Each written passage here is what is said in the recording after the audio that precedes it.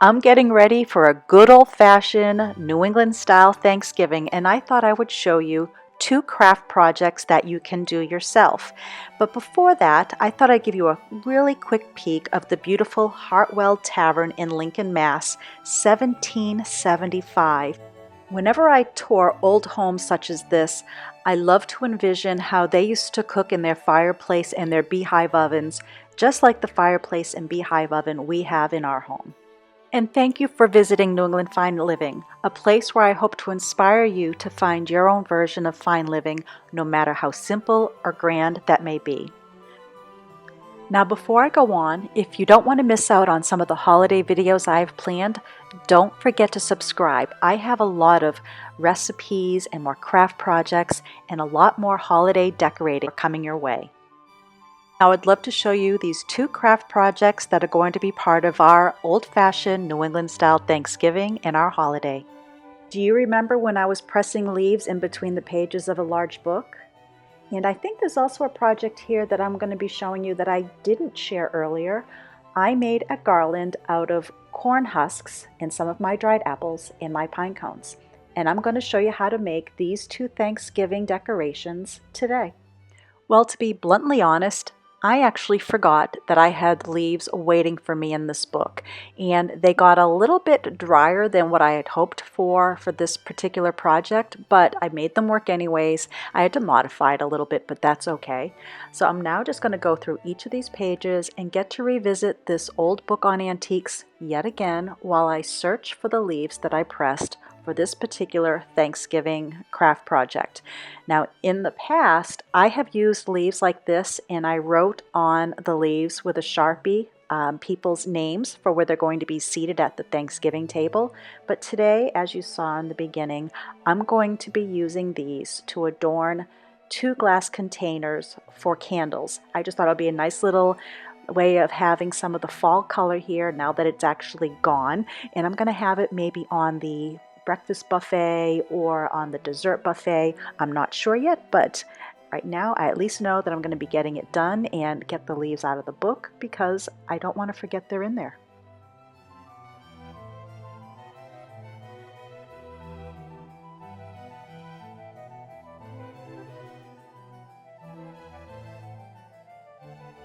I'm thrilled to see how vibrant these fall colors are. I think they're going to be beautiful on the Thanksgiving table. You're going to see here that I'm using my hot glue gun, but honestly, if you just wanted to use a little dab of like a glue stick or a little glue or double-faced tape, that would work fine. I mainly am using the glue to hold them in place, and I do wish I actually used like a glue stick so I could reposition them a little bit better, but you learn by doing. So next time if I make this, I will be using a glue stick or a little dab of glue, but this worked just fine. A couple leaves I did ruin trying to take them off, but you know what, there's plenty more leaves outside. There's plenty more that came from, so that's not a worry. But what I want to mention to you is I received so many wonderful photos of pine cone trees and paper book trees through Instagram and my email. I want to thank you for sharing your work, and I'm actually very surprised how many of you were inspired by the two craft projects that I did before. Thank you so much for sharing your work. I absolutely adored every single one of them. Now, what I want to make note here is if you press the leaves along with me, kudos. I'm having fun with this. Once again, this is all about my slowing down and a little bit of my simple living. And I decided to make this. I was almost going to put it aside, but I decided to make this, one, because I shared it in a previous video that I was going to make something. Two, I wanted to follow through. I'm really working hard at following through with things that I hope and plan to do. It's kind of on my list. So I'm glad that I sat down and made the time to do this.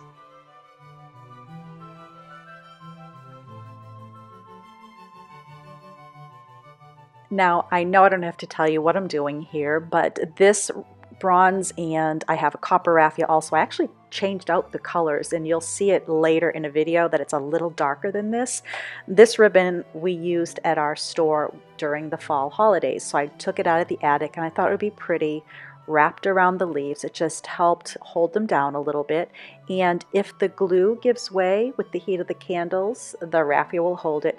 And this is just a temporary craft project. I don't expect them to last till next season, but I'll put them away and see if they do, and I'll pull them out again if it works. It's just like the leaf garland that I made. I am totally shocked that it lasted another year, which I have to take down. Maybe I'll be doing that tomorrow, but that's a whole other conversation. So like I said, I'm just wrapping this up and just to give it a little bit of a finishing touch.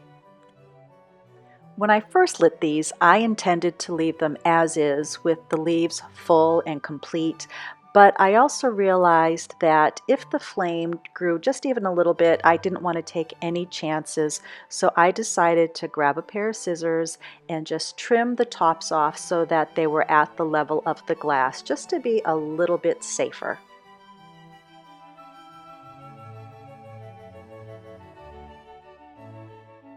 And here they are all trimmed down, and I actually like how it looks. Now, there are so many things you could do with leaves for craft projects, but I thought these would be perfect, like I said, for our Thanksgiving table or on the Thanksgiving buffet. And then if I put them away and they last till next year, perfect. If not, no worries. It was a free project. I got the leaves from outside, I had the glass already, the raffia was up in the attic, and I had the candles. So this was a free craft project completely. Now I'd love to show you how I made this corn husk garland, and there are so many variations of this. Once again, I just did something as I was working along, so you could modify this any way you would like. But I kind of came up with this from seeing something very similar at a craft store, and it was like $20, and I'm like, no way. So I bought some corn for our meal, and then I even asked the farm stand if I could grab some of the husks that were in a bag from people husking corn before they brought it home. So I had plenty to work with and then some. So what I ended up doing was taking the husks and the nice thick pieces that were in one piece, I accordioned them. I simply folded it back and forth on itself and then took a needle that had a heavier thread used. I used the thread before for another project. I already forget what that was for, but I just thread it on with the needle, and it was mainly to keep it there for drying purposes. Now in hindsight, I could have made this project and then added my apples and pine cones right now and saved me a step. But once again, like I said earlier, I learn by doing, sometimes by watching, but more so I learn by doing. So here I am accordioning it, and I'm going to use that needle. And also I'm going to show you that what I have on the end of this thread, I used a piece of the corn cob to keep it on there. I wasn't sure if I was going to use this as is, and I figured having the corn cob as piece of the bottom to hold it would be pretty, but I ended up snipping them off, and you'll see that later.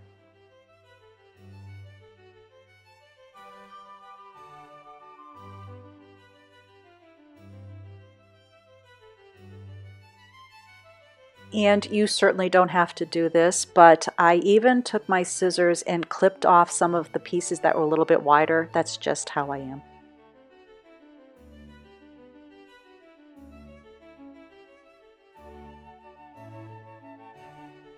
The same way that I started the corn husk garland, I'm going to finish it off by using that little snipped off piece of the corn cob and just put it on and tie it there, and it's as simple as that.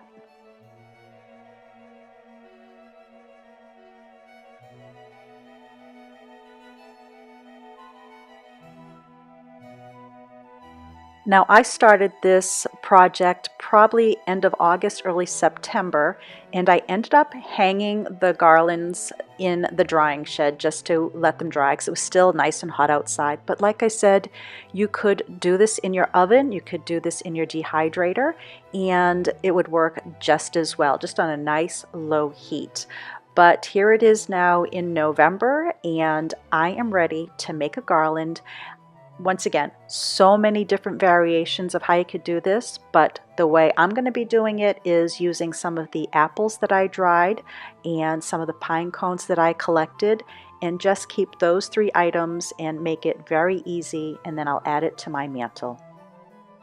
So what I decided to do is I cut my thread, took all the pieces off, and I can actually loosen the accordion just a little bit, but I used a skewer to make a larger hole. Now, if you wanted to use a very sturdy needle with string, you could absolutely do that. I just decided to sit down with the wire that I had here, and it worked well for me. It went nice and quick. So I decided to do a pattern of about 6 inches of corn husks, then a couple apples, then a pine cone, and kind of repeat that pattern. Now, I was going to add other items such as cinnamon sticks and oranges, but I kind of decided to save those for my Christmas tree and for some of the other Christmas products that I'm making, and I had plenty of apples, so I'm just going to do the apples, pine cones, and corn husks. You could also add some ribbon in here if you wanted. There are so many things. You could even do leaves. I could have put in some of the smaller maple leaves if I had thought about it earlier. Once again, you do you. Make something that you enjoy that looks good in your house. And I knew I was going to put this in our dining room on the mantle. I knew that used to be the kitchen in this old home, and I thought it would be fun to have the apples in there and just kind of pay homage to the kitchen that I know a woman used to cook and bake for her family just as I do.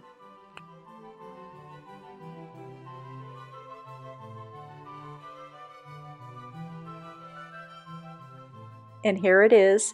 Now for this, I just put it on the mantle real quick and I put some of my LED lights in it, but I'll be zhuzhing it up a little bit more before the holidays. But I wanted to show you, and I had a lot of fun making this, and once again, it helped me slow down. It gave me a moment to think about other things, and it was very relaxing.